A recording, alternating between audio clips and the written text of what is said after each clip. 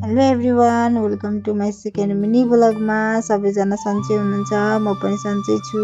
आज चाहिँ गाउँघरतिर बिहान उठिसकेपछि के काम हुन्छ देखाउँछु। पहिला सुरु त म आगो फुक्छु। आगो नफुकी कुनै काम गरिँदैन, त्यही भएर आगो फुक्छु अनि पोछा लगाउँछु। पोछा चाहिँ दुईवटा घरमा लगाउनु पर्ने हुन्छ। आज चाहिँ साथीहरू अलि हतार नै भएको छ, त्यही भएर यी गमलाहरू नहटाई पोछा लगाएँ। कि हतार भएको छ भन्नु होला। आज खेत गोड्ने खेत्र हुनुहुन्छ, उहाँलाई नास्ता बनाउनु पर्ने हुन्छ।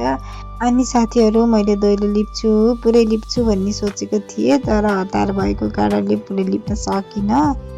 अनि म आँगन बढाल्नतिर लागेँ। के साथीहरू मैले आँगन लिपेर सलक्क पारेको थिएँ। एक हप्ता पानी आएर मेरो आँगन यस्तो गराइदियो।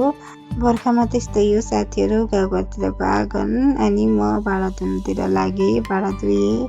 अनि मैले बाख्रालाई भाँडा पाडीलाई कुडो दिएपछि अलिकति बढाल्न थियो, बढालिसकेपछि फेरि म पानी ल्याउन दुध ल्याउन जान्छु साथीहरू। धारा चाहिँ यही नजिकै छ। गाउँघरमा यस्तै हो साथीहरू, घरमा पानीको धारा हुँदैन। 9-10 घरले एउटा धारामा पानी खानुपर्छ। आज चाहिँ साथीहरू एउटा पाइपमा मात्र पानी आएछ, अरू बेला चाहिँ यो 3टा पाइपमा पानी आउँथ्यो।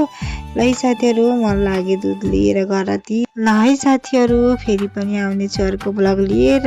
सबैजनाले साथ सपोर्ट दिनु होला। By by.